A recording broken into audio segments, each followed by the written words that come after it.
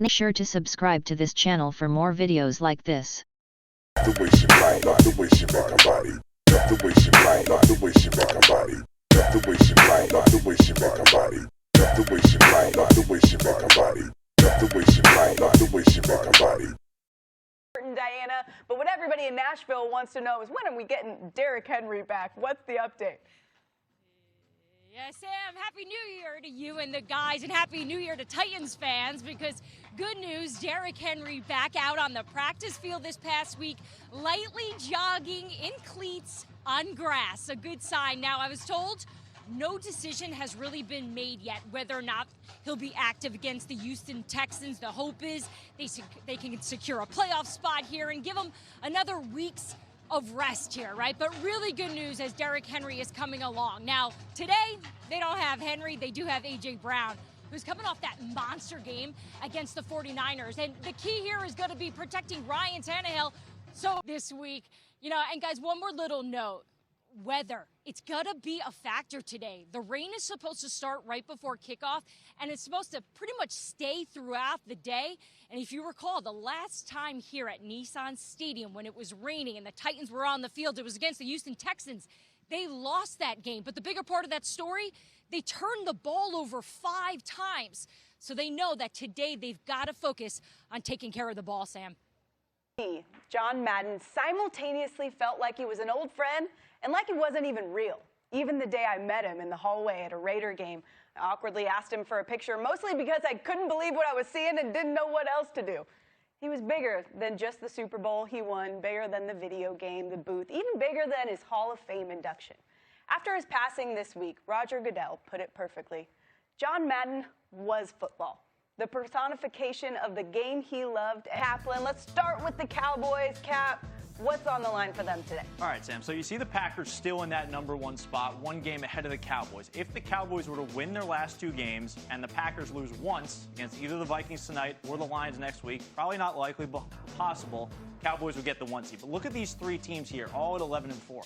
Why are the Cowboys in that 2 spot ahead of the Rams and the Buccaneers? Because of their conference record. Dallas is 9-1 against NFC teams this season. So if these 3 remain tied at the end of the season, we would give the Packers the 1 seed, let's say. The Cowboys would get the 2 seed, play at home until the NFC champion. Yeah, that's a big deal. Let's talk about the Cards. What about them? Yeah, the Cardinals' season in terms of their chances to win the NFC West completely plummeted since Week 13. After Week 13, they had a 96% chance to win the division, Rams down at 4%. That was when Arizona started 10-2. But since then, the Cardinals haven't won, the Rams haven't lost, and you see after last week's games, LA had a 75% chance to win the division according to our Football Power Index. But all hope is not lost for the Cardinals fans. All right. If they win today against the Cowboys and the Rams lose against the Ravens, it would flip again. Cardinals are up, Rams are down. Arizona would be 77% to win the NFC West. I mean, it's crazy to see how much can still happen right here. Obviously, a lot to play for, and there are a lot of reasons as we bring in Matt and Rex here to talk about how they got in this position and how they can get out of it. We know no James Conner the last week. They haven't had DeAndre Hopkins. Don't get him back for a while. So how do they get it fixed today, Matt? That sounds bad, but the good news for Cardinals fans, you're going to Texas.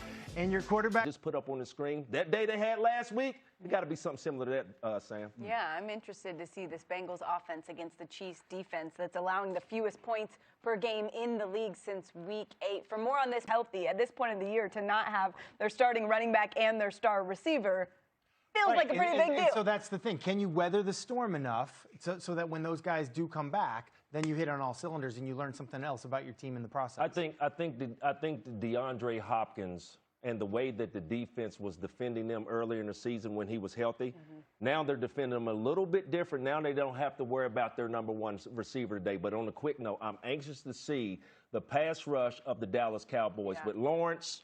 You got Lawrence, you got Parsons, and you got Gregory. I'm anxious to see how they'll go after this quarterback today. Yeah, Parsons still the favorite to win. Try to contain him. Defensive Player of the Year as a rookie. Kyler Murray will have to deal with him. Matt, you know this.